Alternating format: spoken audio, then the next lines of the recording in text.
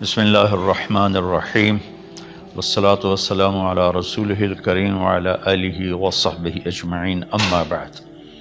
میرے محترم بھائیوں، بہنوں، بچوں، بچیوں، عزیزوں، جاننے والے، نہ جاننے والے،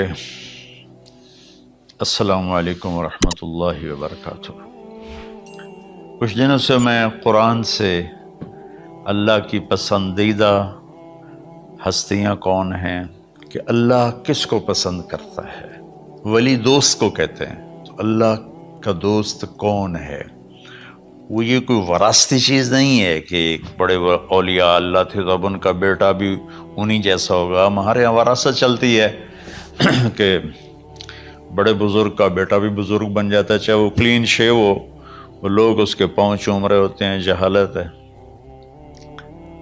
تو آج میں تھوڑا سا سورہ بنی اسرائیل ہے، اس میں بھی سارے اخلاق بیان ہوئے۔ میرے بھائی بہنوں، ایمان لانے کے بعد انسان بنتا ہے، اور اس کے بعد اس کی قیمت، اس کا بڑا پن، اس کی وجاہت، اس کی شرافت وہ پیسوں سے نہیں ہوتی۔ پیسوں سے انسان مالدار تو ہو جاتا ہے، بڑا نہیں بنتا، بڑا نہیں بنتا۔ ہمارا علم غلط ہو گیا۔ بڑا بڑا بندہ جے بولدیاں 3 ملن، یہ 200 مربع، یہ نوابہ فلانا ہے، نوابہ فلانا ہے۔ میرے بھائیو، یہ بالکل غلط علم ہے۔ بڑا وہ ہے جسے اللہ پسند کرے، بڑا وہ ہے جو میرے نبی کی زندگی کے پیچھے چلے، بڑا وہ ہے جس سے اللہ تعالیٰ راضی ہو جائے، باقی سب چھوٹے چھوٹے ہیں۔ تو آج ایک تیسری جگہ سے میں کچھ باتیں قرآن سے عرض کروں گا جن کا تعلق ہمارے ایمان سے بھی ہے، اخلاق سے بھی ہے۔ وہ ہے بسم اللہ الرحمن الرحیم، وَقَضَىٰ رَبُّكَ أَلَّا تَعْبُدُوا إِلَّا إِيَّاهُ بِالْوَالِدَيْنِ إِحْسَانًا إِمَّا يَبْلُغَنَّ عِندَكَ الْكِبَرَ أَحَدُهُمَا أَوْ كِلَاهُمَا فَلَا تَقُل لَّهُمَا أُفٍّ وَلَا تَنْهَرْهُمَا وَقُل لَّهُمَا قَوْلًا كَرِيمًا وَاخْفِضْ لَهُمَا جَنَاحَ الذُّلِّ مِنَ الرَّحْمَةِ وَقُل رَّبِّ ارْحَمْهُمَا كَمَا رَبَّيَانِي صَغِيرًا۔ یہ بہت بڑا مضمون ہے۔ اللہ نے قرآن بھر دیا والدین کے خدمت کے لیے، والدین کی اطاعت کے لیے، والدین کی ماننے کے لیے۔ پہلا جملہ ہے اور تیرے رب نے فیصلہ کیا، ایک مطلب۔ دوسرا، اور تیرے رب نے حکم کیا کہ بندگی صرف اللہ کی ہے، بندگی صرف اللہ کی ہے۔ عبد اسے کہتے ہیں جو ہر بات پہ سر جھکا دے، عبد اسے کہتے ہیں جو ہر بات پہ بچھ جائے، اس کو عبد کہتے ہیں۔ تو اللہ کہہ رہا ہے میرے بندو، میرا ایک فیصلہ ہے اور میرا ایک حکم ہے، میرے سوا نہ تمہارا ہاتھ کسی کے آگے پھیلے، نہ تمہاری گردن کسی کے آگے جھکے۔ ایک دوسرے سے مدد لینا، اس کو ایک دوسرے کی تعاونوں میں آ جاتا، تعاونوا علی البر والتقوی، ایک دوسرے کا ساتھ دو، ایک دوسرے کی مدد کرو۔ میرے نبی قرضہ اٹھاتے تھے۔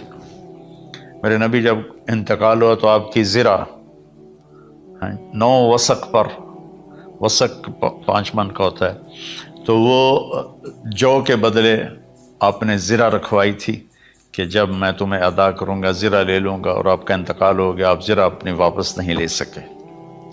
وہ چیزیں جن کا تعلق صرف اللہ کی ذات سے ہے اور کوئی نہیں کر سکتا، اس میں صرف اللہ کے آگے ہاتھ پھیلا، جیسے ہم کہتے ہیں مدد، نصرت۔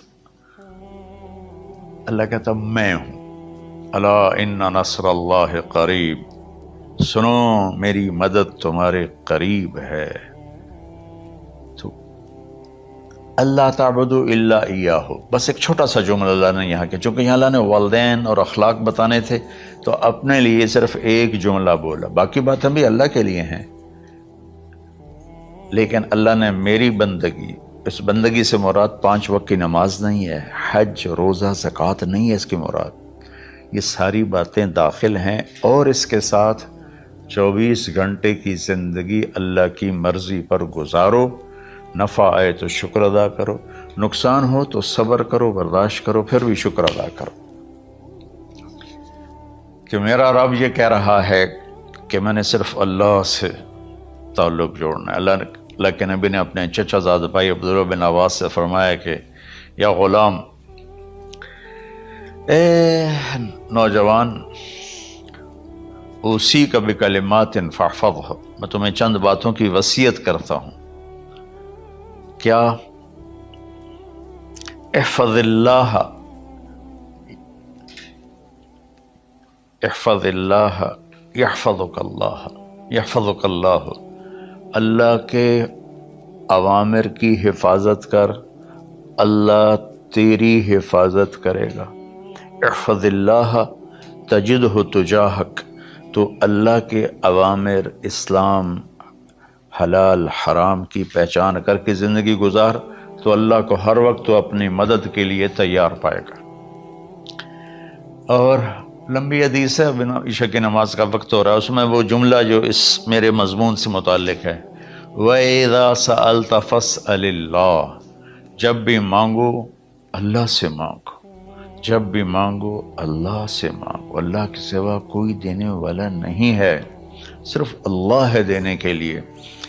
وَإِذَا اسْتَعَنْتَ فَاسْتَعِنْ بِاللَّهِ، اور جب مدد کے لیے ہاتھ اٹھاؤ تو صرف اللہ کو پکارو، جب ضرورت حاجت کے لیے، مدد کے لیے ہاتھ اٹھاؤ تو اپنے اللہ کو پکارو۔ تو یہ حدیث کی بات بھی ہے اور یہ قرآن کی بات بھی ہے۔ اس کے بعد آگے اللہ کہتا ہے وَبِالْوَالِدَيْنِ إِحْسَانًا، اور اپنے والدین کے ساتھ احسان کرو۔ احسان کا کیا مطلب ہے؟ اللہ آگے اسی کی تشریح کر رہا ہے۔ ویسے احسان کا مطلب عربی میں ہوتا ہے، یہ جو ہمارا اردو کا احسان ہے، میں تیرے تو احسان کیتا ہے تو ہوں میں نالے کی کر رہے ہیں، یہ بھی مطلب ہے، لیکن احسان کا اصل مطلب ہوتا ہے، احسان حسن سے ہے، حسن، حسن سے الف، 2 الف ملے اور احسان بن گیا۔ احسان کا مطلب ہوتا ہے کسی بھی کام کو جو دنیا کا ہے، دین کا ہے، اسے انتہائی خوبصورت طریقے سے کرنا۔ جیسے کسی دلہن کا میک اپ ہوتا ہے نا، تو 5-6 گھنٹے 4 گھنٹے کے بعد وہ کہتی ہے، جو ہوتی ہے اس کا میک اپ کرنے والی، کہ جی بس یہ مکمل ہو گیا ہے اور اب اس سے آگے نہیں ہے۔ تو آخری اچھائی کی آخری انتہا پر پہنچ کے کام کرنے کو احسان کہتے ہیں۔ تو میرا اللہ کہہ رہا ہے میرے بندو، اپنے والدین کے ساتھ وہ کرو کہ جو بھلائی کی، خدمت کی، ماننے کی آخری حد ہے۔ سبحان اللہ۔ وبالوالدین احسان، بالوالدین پہلے ہے، احسان بعد میں ہے۔ اللہ تعالیٰ نے باقی سب کو پیچھے کر کے فرمایا کہ دیکھو خاص طور پہ ماں باپ کے ساتھ وہ رویہ کرو کہ ان کے دل سے دعائیں نکلیں۔ چند دن پہلے ایک والد یوں ہاتھ اٹھا کے کہہ رہا تھا اپنے بیٹے، اکلوتا بیٹا، میں منگنا اللہ کھولو اللہ تینوں چاہ لگے۔ باپ بیٹے کے لیے یہ دعا مانگ رہا تھا اور بیٹا اکیلا ہے، یہ بد دعا باپ کر رہا تھا۔ تو بھائیو ایسی اولاد نہ بنو جس ماں نے پیٹ میں 9 مہینے اٹھایا، پھر جننے کی تکلیف برداشت کی۔ ایک شخص آیا حضرت عبید بن عمیر کے پاس کہ حضرت میں نے ماں کو اپنے کندھے پہ بٹھا کے پیدل حج کرایا ہے، مینا لے گیا، عرفات لے گیا، مزدلفہ، پھر مینا، پھر مکہ، تو کیا میں نے ماں کا حق ادا کر دیا؟ میں نے فرمایا ولا طلقۃ واحدہ، بیٹا ابھی ایک طلقہ کا حق بھی ادا نہیں ہو۔ طلقہ کسے کہتے ہیں؟ جب بچہ پیدا ہونے کا وقت آتا ہے تو ماں کو دردوں کی لہریں اٹھتی ہیں، وہ اتنی خوفناک ہوتی ہیں کہ ماں چیخ چیخ کے رہ جاتی ہے، اور بعض اوقات ڈیلیوری لیٹ ہو جاتی ہے تو وہ تڑپتی ہے، روتی ہے۔ وہ جو لہریں ہیں نا، پیٹ میں آتی ہیں جاتی ہیں، آتی ہیں جاتی ہیں، ایک لہر جو درد کی اٹھتی ہے اس کو کہتے ہیں طلقہ۔ میں قربان جاؤں، انہوں نے فرمایا بیٹا ابھی تیری ماں نے جو تجھے جنا تھا اس وقت جو تجھے درد، وہ تیری ماں نے درد کی لہریں برداشت کی تھی، اس میں سے ایک لہر کا بھی حق ادا نہیں ہوا، یعنی کہ حق ادا ہو ہی نہیں سکتا۔ یہ مطلب کہ حق ادا ہو ہی نہیں سکتا کہ بیٹا ابھی ایک کا بھی نہیں۔ پھر حضرت عبداللہ بن عمر سے ایک شخص نے پوچھا کہ اچھا یہ جو آدمی تھا یہ خراسان، یہ ایران میں ہے اور افغانستان میں، یہاں سے ماں کو پیدل کندھے پہ بٹھا کے مکے پہنچا تھا، اندازہ لگا اس نے کتنی مشقت اٹھائی۔ اور عبید اللہ بن عمیر کہتے ہیں بیٹا ابھی ایک لہر کا حق ادا نہیں ہوا۔ یہی سوال حضرت عبداللہ بن عمر سے کیا ایک شخص نے کہ حضرت میں نے اپنی ماں کو حج کرایا ہے، سارا میں نے پیدل کرایا ہے اور کندھے پہ اٹھا کے کرایا ہے، تو کیا میں نے ماں کا حق ادا کر دیا؟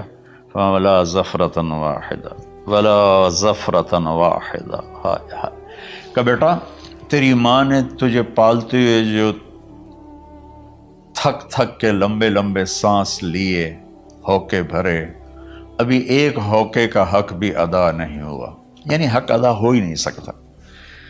تو احسان کے آگے تشریح آ رہی ہے۔ تو آج میں صرف اتنی بات کروں گا کہ میرے بھائیوں، میری بہنوں، میرے بچوں، میری بچیوں، اللہ کے واسطے ماں باپ کو دکھ نہ دینا ورنہ اللہ بھی ناراض ہو جائے گا۔ چند دن پہلے ایک بچہ بچی میرے پاس آئے، دونوں میڈیکل اسٹوڈنٹ تھے، کہ ہم شادی کرنا چاہتے ہیں۔ تو بچی نے کہا جی میرے والدین ناراض ہیں، وہ نہیں، اس رشتے پر راضی نہیں ہیں۔ تو میرے باپ کہتے ہیں اگر تو نے یہاں رشتہ کیا تو تیری میری ایک درمیان ایک خط آئے، کھچ جائے گا، خلیج، ہم اس پار نہیں آئیں گے تو اس پار نہیں آئے گی۔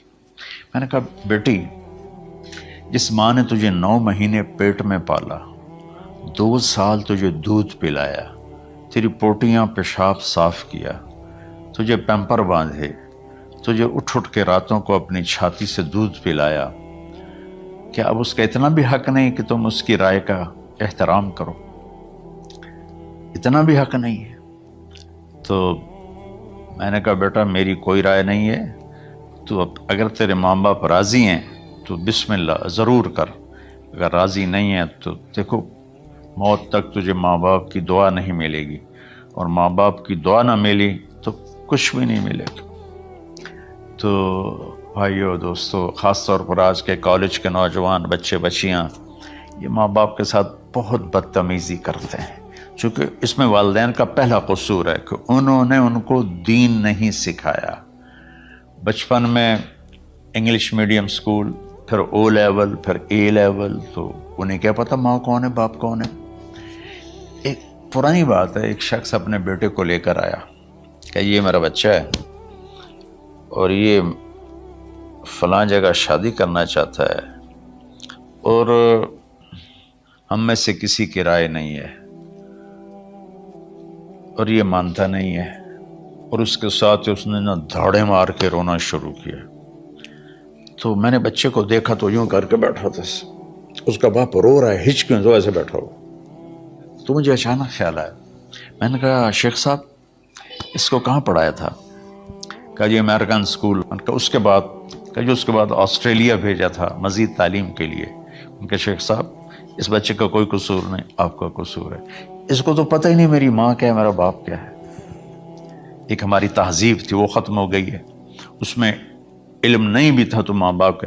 میں نے اپنی آنکھوں سے دیکھا، میں نے اپنے دادا کو دیکھا لیکن وہ یاد نہیں، لیکن جو میرے دادا کے چھوٹے بھائی تھے ان کو میں سنبھلتا ہوں، ان کو میں نے دیکھا ہے، 3ری 4تھی جماعت تک میں تھا۔ 61 میں ان کا انتقال ہوا، میری 9 سال عمر تھی۔ تو 8 سال. ان کے بیٹے جوان تھے اور ڈیرے میں جب وہ بیٹھتے تھے تو ان کے بچے ان کے سامنے نہیں بیٹھتے تھے، ان کی پیٹھ کے پیچھے بیٹھتے تھے. اتنا ادب تھا، حالانکہ چاروں کے چاروں دین نہیں جانتے تھے. تہذیب تھی، ثقافت تھی، جو آج کی تہذیب نے ہم سے سب کچھ چھین لیا. اب بھی آپ جاؤ بیٹا تھر پار کر میں گیا ہوں 2-3 دفعہ، اور وہاں مسلمان نہیں، ہندو عورتیں جب گاڑی گزرتی ہے تو گھونگھٹ کو نیچے کر لیتی ہے، اپنا چہرے کو فوراً چھپا لیتے ہیں. تو خیر بہرحال میں نے کہا شیخ صاحب اس بچے کا قصور نہیں، آپ کا قصور ہے. تو میرے بچوں، اپنے ماں باپ کو خوش کرو، راضی کرو. ان کا راضی ہونا اللہ کی رضا ہے. میں اس کی تفصیل انشاءاللہ آگے بتاؤں گا. آج میں صرف اتنا ہی میں نے تمہید باندھی ہے کہ ماں باپ کا کیا مقام ہے، ان کی کیا عزت ہے. ایک شخص آیا، یا رسول اللہ میرا باپ میرے پوچھے بغیر میرا مال خرچ کر لیتا ہے. آپ نے کہا بلاؤ. چونکہ بچے کا ذاتی مال اگر ہو تو شرع کے لحاظ سے باپ پوچھ کے استعمال کرے، بغیر پوچھے استعمال نہ کرے. جب اسے پتہ چلا کہ میرے بیٹے نے شکایت کی ہے تو عرب کی شاعری تو مشہور تھی، انہیں دل دل میں کچھ اشعار پڑھے. جو آیا تو جبریل پہلے آ گئے. یا رسول اللہ، اللہ تعالیٰ کہہ رہے ہیں آپ اس سے پوچھیں وہ شعر بتاؤ جو تیرے کانوں نے تو نہیں سنے، تیرے دل میں آئے تھے اور اللہ نے سن لیے. تو اللہ کے نبی نے فرمایا بھائی تیرا انشاءاللہ کیس سنتے ہیں، لیکن پہلے وہ شعر سناؤ جو تم نے تو نہیں کہے زبان سے پر اللہ نے سن لیے ہیں. تو آپ نے اس سے ارشاد فرمایا کہ تمہاری بات ہم سنتے ہیں باپ بیٹے کی، لیکن پہلے وہ شعر سناؤ جو تیری زبان سے ادا نہیں ہوئے، تیرے کانوں نے نہیں سنے، تیرے دل کی گونج تھی اور تیرے دل کی آہ اور فریاد تھی جو دل ہی میں گھٹ کے رہ گئی، اسے اللہ نے سنا ہے. وہ کہتا ہے سناؤ. کہنے لگا یا رسول اللہ آپ کا رب ہر وقت ہمارے ایمان کو آپ پر زیادہ سے زیادہ بڑھاتا رہتا ہے. اس ذات کی قسم جس کے قبضے میں میری جان ہے، یہ چند میرے دکھ بھرے خیالات الفاظ کی شکل میں ڈھلے، لیکن میری بزم تصور میں ہی رہے اور وہیں دفن ہو گئے، باہر نہیں نکلے، میری زبان سے ادا نہیں ہوئے، میرے کانوں نے نہیں سنا، آپ کے رب نے سن لیا. آپ نے کہا اچھا بتاؤ تم نے کہا کیا تھا؟ تم نے کہا جی میں نے بچے کی جب سنی شکایت میری کی ہے تو میں نے کہا تھا غضوتک مولودا وعلتک یافعا تعل بما اجنی علیک وتنہل واذا ضاقتک بالسقم لیلۃ لم ابت لسقمک الا ساہرا اتململ کأنی انا المتروک دونک بالذی ترکت به دونی وعینی تحمل تخاف الرضا نفسی علیک وإنہا لتعلم ان الموت وقت مؤجل فلما بلغت السن والغایة التي الیہ مدى ما فیک كنت اؤمل جعلت جزائی غلظة وفظاظة كأنك انت المنعم المتفضل فلیتک ان لم ترع حق ابوتی فعلت كما الجار المجاور يفعل فأولیتنی حق الجوار لم تکن علی بمال دون مالک تبخل. میں ابھی ترجمہ کرتا ہوں. اس کا میرے نبی پر کیا اثر ہوا کہ آپ کے ٹپ ٹپ آنسو گر رہے تھے اور آپ کی داڑھی آپ کے آنسوں سے تر ہو رہی تھی. یہ اتنا فصیح کلام ہے کہ عربوں کو بھی پسینہ آ جائے گا ترجمہ کرنے کے لیے. تو میں تو عربی نہیں ہوں، لیکن یہ فخر تو حاصل ہے، بھلے ہیں یا برے ہیں 2-4 قدم ہم بھی تیرے ساتھ چلے ہیں. کچھ عرصہ اہل علم کی محفلوں میں بیٹھے، کچھ زبان کی شناسائی ہوئی، تو میں اپنی کم مائگی کے ساتھ اس کا ترجمہ کروں گا. وہ کہتا ہے غزوتک مولودا وعلتک یافع تعل بما اجنی علیک و تنحل۔ میرے بیٹے، جس دن تو پیدا ہوا ہم نے اپنے لیے جینا چھوڑ دیا، ہوئے ہوئے ہوئے ہوئے، ہم تیرے لیے جیے۔ تیری ماں تجھے دودھ پلاتی تھی، میں تیرے لیے روٹی کے نوالے لاتا تھا، میری ساری کمائی پہلی اور آخری سب تیرے اوپر لگتی تھی۔ تجھے خوش دیکھتے تھے تو خوش ہوتے تھے، تجھے روتا دیکھتے تھے تو ہم روتے تھے۔ وَإِذَا ذَاقَتْكَ بِالسُّقْمِ لَيْلَةً لَمْ أَدْلِ سُقْمَكَ إِلَّا سَاهِرًا أَتَمَلْمَلُ۔ جب تو کبھی بیمار ہو جاتا تھا تو تیرے سرانے بیٹھ کر ہم ساری رات روتے تھے اور دعائیں کرتے تھے، یا اللہ ہمارے بچے کو بچا لے، ہمارے بچے کو صحت دے دے۔ اس تڑپ میں ساری ساری رات میں جاگتا تھا۔ تیرے لیے میں نے اپنا سب کچھ لگا دیا، اپنے لیے جینا چھوڑ دیا، اپنی خواہشات کو دبایا، تیری ہر خواہش کو پورا کیا۔ تجھے مسکرانے کے لیے، تجھے ہنسانے کے لیے میں دھکے دھوڑے کھاتا رہا، کبھی گرمی لو کی جھلسا دینے والی ریت اور کبھی سردی کے سرد ہوا کے تھپیڑے، لیکن میں ان دونوں سے گزرتا ہوا تجھے پالنے کی خاطر اپنے آپ کو کھپاتا رہا۔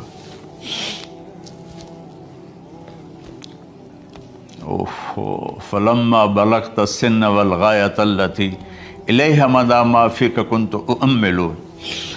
بیٹا، میں نے اپنے ہڈیوں کا رس بھی تیرے اندر ڈال دیا، صرف کمائی نہیں، میں نے اپنے ہڈیوں کا رس تیرے اندر ڈالا، میں نے جو کچھ تھا تیرے اوپر قربان کیا۔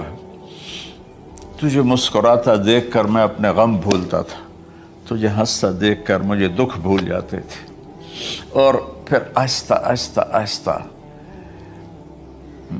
میری ہڈیوں کا گودا، میری کمائی تیرے اندر گئی، اور تو ایک خوبصورت درخت کی طرح بڑھتا چلا گیا، بڑھتا چلا گیا، بڑھتا چلا گیا، بڑھتا چلا گیا، اور میری بڑھاپے نے کمر جھکا دی اور میں جھکتا چلا گیا، جھکتا چلا گیا۔ میرا خیال تھا کہ جیسے میں اس کی انگلی پکڑ کے چلتا تھا، اب میری باری ہے، یہ میری انگلی پکڑ کے چلے گا۔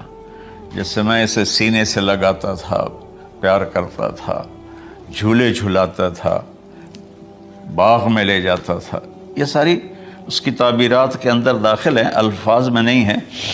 تو مجھے خیال آتا تھا جب میں بوڑھا ہو جاؤں گا نا تو میرا بیٹا بھی مجھے ایسے ہی لے کے پھرے گا،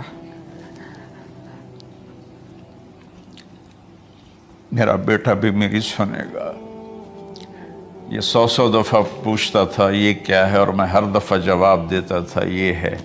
تو اب میں بوڑھاپے میں اس سے بات کروں گا، یہ میری بات سنے گا۔ میں اس کو نوالے کھلاتا تھا، یہ مجھے روٹی کھلائے گا۔ میں اس کا انگلی پکڑ کے چلتا تھا، یہ میرا ہاتھ پکڑ کے چلے گا۔ میری کمر بڑھاپے نے جھکا دی اور میں ایک خشک پیڑ کی طرح ہو گیا، اور جوانی نے تیری کمر کو سیدھا کیا اور تو ایک تر و تازہ درخت بن گیا۔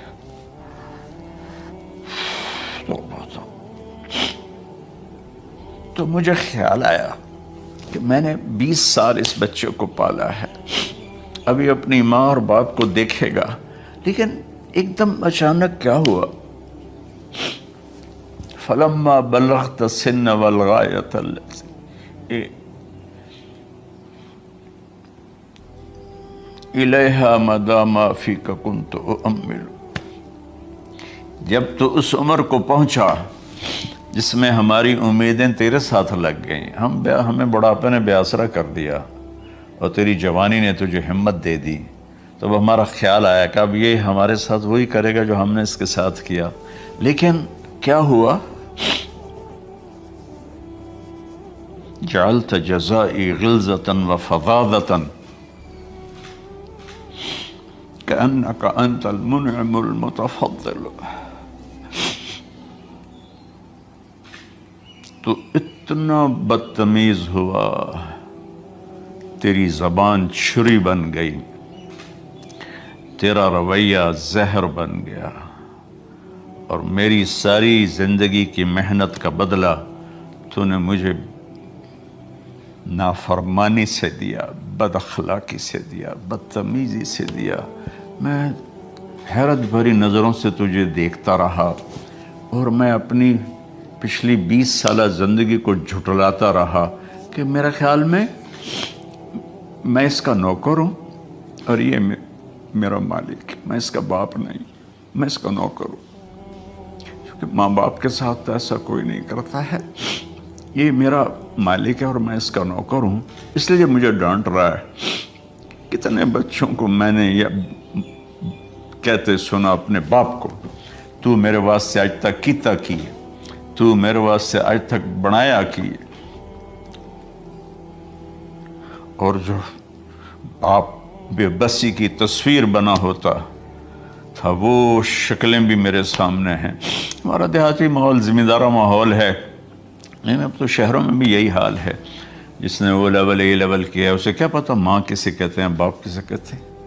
تو میں نے اپنی آنکھوں سے باپ کی بے بسی اور بیٹے کا غرانہ ایک دفعہ نہیں کتنی دفعہ دیکھا۔ تو میرے واسطے آج تک ہی کیتا ہے، تو میرے واسطے آج تک ہی بنایا ہے۔ وہ کہتا ہے اچھا میرا بچہ جداں جوان ہو سو آپ پہ سمجھ جسو۔ جبریل انسانی شکل میں آئے کہ یا رسول اللہ کچھ سوال کی، قیامت کب آئے گی؟ کہا اللہ کو پتہ ہے۔ کہا کوئی نشانی؟ فرمایا جب دیکھو کہ بیٹیاں بھی ماؤں کو نوکر کی طرح دھتکار رہی ہوں تو سمجھنا قیامت آنے والی ہے۔ کچھ عرصہ پہلے ایک بچی اور ماں، تو ماں کچھ بات کر رہی تھی اور بیٹی کہہ رہی تھی بھوک نہیں بھوک نہیں، اور اس کی ماں کے خون سے بھرے ہوئے آنسو بہہ رہے تھے اور اس کی ہچکیاں لگ رہی تھی کہ یہ وہ ہے جس کو میں نے اپنے پیٹ سے جنا، اور اپنی چھاتی کا دودھ پلاتے پلاتے پلاتے میں نے کتنی تکلیفیں برداشت کی، اور آج کر یہ بھوک نہیں۔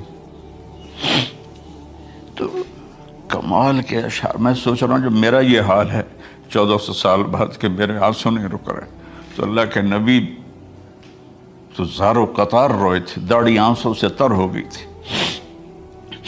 کہا بیٹا جب تو نے میری ساری زندگی کی محنتوں کا بدلہ بدتمیزی سے دیا، گالی گلوچ سے دیا، دھکے دے کر باپ کو گھر سے نکال دیتے ہیں، تو بیٹا میں یہ سمجھا کہ تو نے ایک خواب دیکھا تھا، تو نے ایک خواب دیکھا تھا کہ تو باپ ہے اور یہ بیٹا ہے۔ اصل حقیقت یہ ہے کہ یہ مالک ہے اور میں نوکر ہوں۔ پھر آگے کہتا فَلَيْتَكَ إِن لَّمْ تَرَ حَقَّ أُبُوَّتِي فَعَلْتَ كَمَا الْجَارُ الْمُجَاوِرُ يَفْعَلُ۔ اچھا چلو بیٹا تو نے مجھے باپ تو نہ سمجھا، چلو ایک پڑوسی سمجھ لو۔ عرب میں پڑوسی کا بہت خیال کیا جاتا تھا، اور یہ عرب کی شان تھی کہ اپنے پڑوسی کو وہ عزت دیتے تھے جو اپنے گھر میں ایک دوسرے کو عزت دیتے تھے۔ تو اس نے پھر اس کی طرف اشارہ کیا کہ اگر میں تیرا باپ نہیں ہوں، تیرے رویوں کو دیکھ کر تو یہی لگتا ہے کہ میں تیرا نوکر ہوں، تو میرا مالک ہے، تو چلو اتنا تو کر دے جتنا ایک پڑوسی کے ساتھ کرتا ہے۔ فَأَوْلَيْتَنِي حَقَّ الْجِوَارِ وَلَمْ تَكُنْ عَلَيَّ مِنْ دُونَ مَالِكَ تَبْخَلُ۔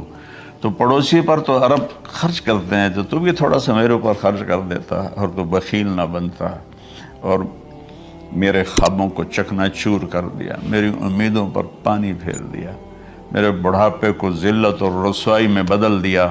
اچھا میرا پتر جا خوش رہو۔ ماں باپ کہاں بد دعائیں کرتے ہیں۔ تو میرے نبی کی آنکھوں سے آنسو، یہ ساری داڑھی تر ہو گئی، تو آپ نے اس کے بچے کو گریبان سے پکڑا اور جھٹکا دے کر دھکا دے کر دفع ہو جا، انت و مالک لابیک، تو اور تیرا سب کچھ تیرے باپ کا ہے۔ حضرت علی رضی اللہ تعالیٰ عنہ سے کسی نے پوچھا کہ آپ کے بیٹے حسن کیسے بیٹے ہیں؟ کہا حسن میرا وہ بیٹا ہے کہ جب میں چلتا ہوں تو میرے آگے نہیں چلتا، میرے پیچھے چلتا ہے۔ جب کہیں بیٹھنے کا موقع آتا ہے تو یہ پہلے نہیں بیٹھتا، پہلے مجھے بٹھاتا ہے پھر خود بیٹھتا ہے۔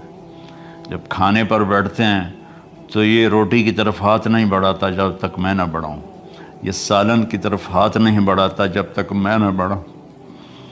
میں کمرے میں ہوں تو یہ چھت پہ نہیں چڑھتا کہ میرے باپ کی بے ادبی ہو جائے گی۔ میں حالانکہ چھت پہ چڑھنا ضرورت کے لیے ہوتا ہے، لیکن قربان جائیں اہل بیت کے ایسے ہی اخلاق ہوتے ہیں، آل رسول ایسے ہی ہوتے ہیں۔ میرے عزیزوں نوجوانوں سے کہہ رہا ہوں جن کے والدین زندہ ہیں، ہم تو محروم ہو گئے، وہ قبروں میں چلے گئے، لیکن میں اتنا مصروف رہتا ہوں۔ اب یہ کرونا کی وجہ سے گھر میں بیٹھے ہوئے ہیں، یعنی میری زندگی ایسے پہیے کی طرح گھومی ہے، اور پھر دل کی تکلیف، پھر اس کے ساتھ سر کا درد شدید۔